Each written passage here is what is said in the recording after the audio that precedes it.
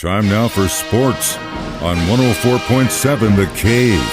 Here's Ned Reynolds. Mike, the intern Ned Reynolds, back in the studio on a Tuesday morning. So, it's off work yesterday for reasons undisclosed, but obviously I'm constantly paying attention to what's happening with the Kansas City Chiefs and watching what was going on in the free agency.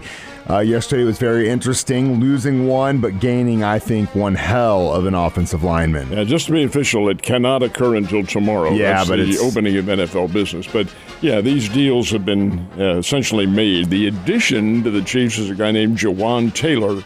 He's a 6'5", 311-pound right tackle.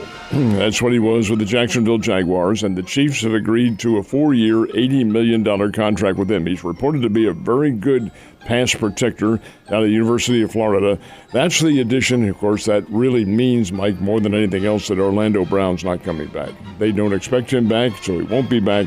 So pencil in the name Jawan Taylor from the University of Florida as the new offensive lineman. Now, they'll have to shift him over to left tackle on the offensive line. You wouldn't think that's a big move, but it does have some different circumstances because your perspective in blocking is different, but he can pick that up.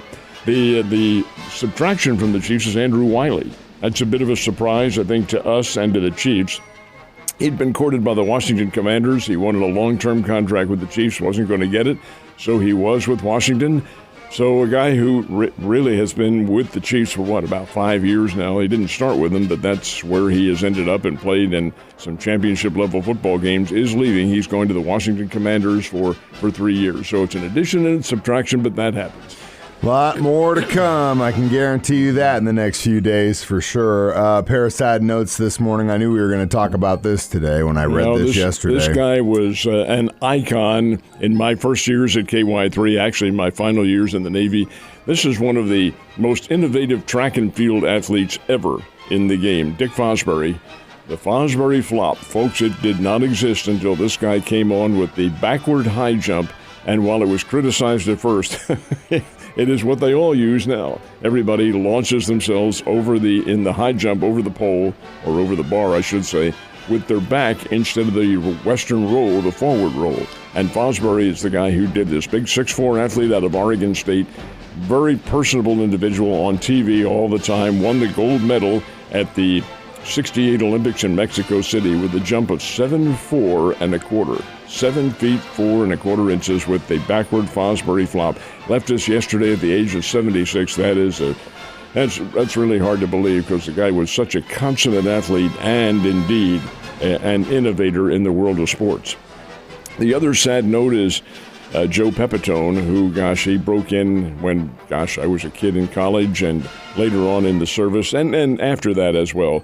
Pepitone was kind of the Yankee of some good Yankee teams and some down Yankee teams, a New Yorker, and he absorbed that role of the Yankees right to the fullest, kind of a charismatic, very personable guy. The fans all loved him. Good player, several-time All-Star. Later he played for the Atlanta Braves and the Houston Astros, and he was around for 11 years. I wouldn't call him a great player, but he did end up with something like 271 home runs on his career. But he left us yesterday at the age of 82, Joe Pepitone. Dick Fosbury and Joe Pepitone leaving us. That point where we're starting to lose some of our heroes, and it doesn't feel very good, Ned. All right, I'll tell you something that does feel good. So I'm watching the free agency news yesterday, and I read that the Las Vegas Raiders are going to sign a quarterback that has never beaten the Kansas City Chiefs before, and that makes me happy. And I don't think he's going to this time either. I'm a little surprised the Raiders did this. This is Jimmy Garoppolo, who has agreed to sign tomorrow with the Las Vegas Raiders, and he'll be the replacement for Derek Carr. Is he a step above Carr? I don't think so. I think Carr is the better QB. I was a Derek Carr fan, not from a team standpoint, but from a quarterback. He handled things well. Garoppolo had some good years with the San Francisco 49ers, but he has been since replaced, and it's rather interesting circumstance because he's being replaced by 3 guys in the 49ers QB system. And I'll talk about that in just a split second. But Garoppolo has agreed to join the Las Vegas Raiders and to try to guide them from the hinterlands into championship level. Now, who will replace him? Well, of course, Trey Lance already had, but he sat out last year. Brock Purdy from Iowa State played very well. And yesterday, the 49ers signed Sam Darnold from the New York Jets as kind of a backup. So it'll be a 3-way battle for the QB position, but I really suspect that Trey Lance is going to win the thing. You know, that when I saw they were picking up Sam, I was like, didn't they already have a fight going on in San Francisco for who's going to take that? Why would you need to add somebody else into that ring? But you never know. You never have too many quarterbacks sometimes, Ned. So even though we just had Selection Sunday and everyone's gearing up for the national tournament, college basketball necessarily isn't over here locally, is it? Even with the Selection Sunday going on, there were no Springfield area team. Two teams, I should say, from the state were mentioned. Mizzou, of course, is going to the NCAA, and so was the team from your area, Southeast Missouri. First time in 22 or 23 years at the Southeast Missouri Redhawks. They used to be the Indians, but they're now changed to the Redhawks. First time they've been going, and that's great. They play tonight, incidentally. But the big news as far as we're concerned here in the city is the Missouri State Lady Bears, and they will play in the WNIT. That's the Women's National Invitation Tournament. Good competition. There is a play-in round, but the Lady Bears are not competing in it. They are competing tomorrow night in Lincoln, Nebraska. And they will play the Nebraska Lady Cornhuskers out of the Big Ten Conference. Missouri State has the better record of both those teams. But Nebraska gets the home court, advantage, and the nod in this one as a favorite role because they played a tougher schedule. They played in the Big Ten with Iowa and Ohio State and some of the major powers in that league. And they're going to get a chance at the WNIT against the Lady Bears. This will be very interesting. Lady Bears can win this game, and I think they have a very good shot at doing so. Now on to the big show. Play-in tournament starts tonight in the NCAA. Who do you like? First, there are 2 games tonight and then 2 games tomorrow night. This is what they call the first 4. And the winners of these games, the winners of these 4 games, graduate onto the big round starting Thursday and Friday, and they all play. Well, that's not true to say they don't all play the number 1 seeds, but the winner of the first game tonight, which is Texas A&M Corpus Christi against Southeast Missouri, the winner of that one gets Alabama. Ooh, boy. But be that as it may, Southeast Missouri, which has plenty of ties to the Missouri State Bears, the head coach, Brad Korn, was an assistant coach up here under Paul Lusk for a number of years and a former Southern Illinois player. He's the head coach at Southeast Missouri, and his assistant is Keith Pickens, who played here for Conzo Martin, coached for Conzo Martin, and also coached for Paul Lusk. So both those guys are on the Southeast Missouri State staff. They play Texas A&M Corpus Christi. The winner of that one gets Alabama on Thursday. There is a second game coming up tonight, and it's between a pair of so-called big-timers, Pittsburgh and Mississippi State, and they advance into the tournament. Or they won't, but one of those teams will advance into the competition coming up later on Thursday.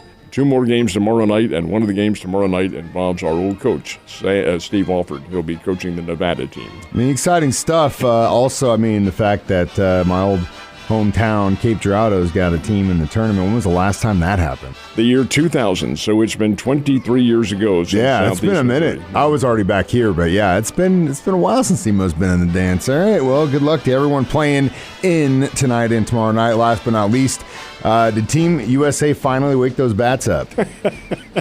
You knew this had to happen somewhere along the line. And when Mexico unloaded on the USA and beat them 11-5, you could see the USA team was a little bit annoyed by all of that because look at the power they have in that lineup. Well, somewhere along the line, it had to come to the fore, and it did last night against Canada. USA scored 9 runs in the first inning. And they're hitting the ball all over the place. Now, having said that, Canada took a chance with a 19-year-old left-hander who has not been above single-A baseball in this country, property of the Texas Rangers. And he's going to be a pretty good player. His name is Mitch Bratt. And he got up there, and he was shook. There is no question about it. 19-year-older before about 45,000 fans screaming. looking at that lineup and seeing Mike Trout and Nolan Arenado and Schwarber wasn't in the lineup last night, but all these big sluggers that the USA team has, he didn't want to throw the ball over the plate. So it's the USA comes to bat in the first inning. First batter up is Mookie Betts, and he lines a shot into right field, a screaming single. Next two batters walk. The kid is obviously shook, and then here comes Nolan Arenado, and he smashes one down the left field line. 2 runs come in, and the rout is on. 12-1, USA won the game. They play again, USA tomorrow, play Colombia, and if the USA wins it, they are into the next round, which occurs in Miami later this weekend. USA is a very good team. They really aren't quite together yet, but nobody else is in spring training either. That's the way things work. However, they've got a lot of power on this ball club. Hell yeah, they do. Well, Ned, speaking of power, we're out. I'll see you tomorrow.